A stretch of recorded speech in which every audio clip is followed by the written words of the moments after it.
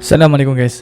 Semalam Syamim ada post video kronologi kematian adik Amir ni kan. Terima kasih untuk korang yang dah tengok video Syamim. Tapi yang belum tengok, korang pergi tengok dulu video yang lepas tu, and then baru korang tengok video yang ni. Tapi ramai juga lah yang Syamim tengok orang maki-maki dengan kata-kata yang kurang menyenangkan dekat komen dekat bawah. Ya, Syamim tahu polis sendiri bagi andaian yang arwah Amir ni mati sebab kena dera kan. Ini pula kita, sebab terang-terang benda tu jadi dekat rumah mak kandung dia sendiri. Tapi apa yang Syamim nak pesan, benda ni masih dalam siasatan polis tau. Memang antara dua orang tu salah, tapi tak tahu siapa yang betul-betul buat, sama ada emak kandung dia ni ataupun bapak tiri dia. Pagi ni Syamim ada tengok satu posting dekat Facebook, tapi posting tu screenshot daripada Twitter. Dia seorang lelaki ni, dia cerita dari sebelum arwah Amir ni diambil sampailah dari latar belakang mak kandung dia tu. Dia ada cerita juga yang mak kandung arwah Amir ni memang betul-betul menghidap penyakit mental. And then tak sampai beberapa jam lepas tu, polis bagi amaran jangan bagi kenyataan yang mengelirukan rakyat Malaysia. Tapi Syamim tunjuk dulu apa yang lelaki ni cakap dalam posting dia tu. Kisah ni berlaku 7 tahun lepas, lebih kurang macam tu lah. Kisah arwah adik Amir dengan ibunya yang terbuang dek kerana tuduhan lelaki yang kejam, iaitu suami sendiri terhadap isterinya, bahawa adik Amir ni bukanlah anaknya.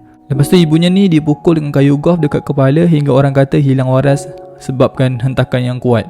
Dengan stres tadi lagi, ibunya time tu student pula, tapi dah kahwin dengan ayah dia yang tua, dah berumur. Kisah macam mana dia kahwin pun tak tahu. Yang pasti, ibunya dan arwah adik ni yang masih dalam kandungan ditinggalkan begitu je di suatu tempat. Hingga ada satu orang ni minta ibu saya jagakan ibu kandung arwah hingga melahirkan arwah. Bayangkan deritanya seorang ibu ditinggalkan. Semakin hampir due date untuk melahirkan arwah adik Amir tanpa ada sembarang pendapatan dan kasih sayang dari keluarga yang terdekat, seorang ibu ni terus berjuang dalam keadaan yang serba kekurangan, menaruh nyawanya untuk melahirkan Amir. Ketika ibunya di hospital sedang bertaruh nyawa untuk melahirkan arwah adik Amir ni, tak ada seorang pun yang peduli. Sehingga ibu saya dihubungi selepas adik Amir ni dilahirkan untuk dibawa pulang ke rumah kami, mengenangkan nasib bayi yang baru lahir dan ibunya yang susah. Lalu ibu saya terus minta bantuan dari pakcik kami yang seorang lagi. Mujurlah, ada yang ingin membantu support yang mana mampu. Lampin, baju, keperluan bayi, ibu bersalin. Bayangkan seorang anak kecil yang lahir tanpa kasih sayang seorang ayah, dan ibunya pula dalam keadaan mental yang kadangnya tak stabil.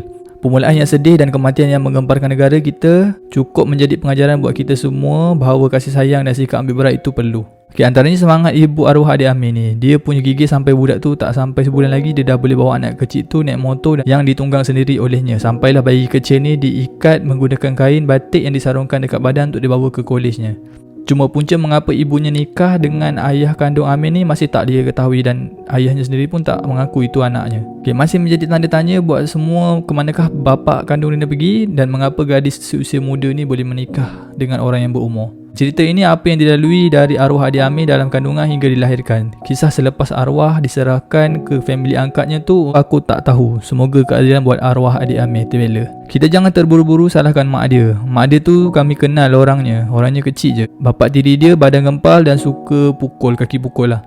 So jangan salahkan mak dia secara terburu-buru. Aku bukan nak buat palatau atau reka cerita pasal kes ni. Motif kes dan cara suspek buat tu tak tahulah. Itu kita serah pihak polis untuk siasat. Cuma nak ceritakan background arwah dan ibu kandungnya saja. Kisah hidup ibunya saja dah boleh buat orang meleleh air mata. Mak arwah adik Amir ni ada sakit mental. Istilah kalau orang kata cakap tu ada surat punya orang lah gitu. Si suami ayah tiri arwah pula memang kaki baran. Orang kata kaki pukul, kaki hayun. Anak sendiri pun dia nak tibai, ini kan pula anak tirinya. Lunyai kena.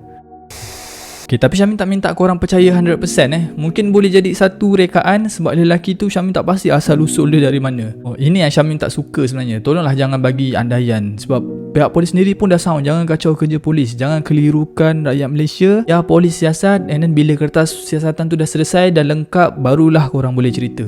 Polis cakap memanglah dia ada buat rawatan dengan psikiatri, tapi rawatan tu dah lama, masa tahun 2019 macam tu. Apa yang polis bagi tahu, rawatan tu pun cuma rawatan biasa je, macam bukan sakit mental, tu sakit biasa, mungkin stres ke apa kan. Bukanlah macam apa yang lelaki tu kongsikan dekat Twitter tu. Nampak? Dekat situ dah ganggu dah siasatan polis. Please lah, tolonglah. Untuk korang yang tak tahu lagi pasal cerita ni, korang janganlah gembar-gemburkan benda-benda yang tak betul, yang boleh orang ramai keliru dengan apa statement yang korang bagi tu. Dari posting kakak angkat dia semalam, mereka sekeluarga ni tengah fight tau untuk tuntut jenazah arwah untuk dikebumikan dekat Rawang. Sebab ahli keluarga dia macam pakcik, makcik dia tak datang dari mana tiba-tiba nak tuntut jenazah tu untuk dikebumikan dekat kampung dorang lah. Kami harap benda ni berpihak dekat keluarga angkat dia tu lah. Semalam juga dekat rumah keluarga angkat Amin ni ada buat sidang media tau. Wartawan semua datang lah. Daripada apa yang ibu angkat dia ni bagi tahu, dia ni terkilan sangat sebab dia tak pertahankan apa masa Amin tu nak pergi dengan ibu dia. Kalau dia tahu dari awal benda ni nak jadi, dia dah halang dah awal-awal.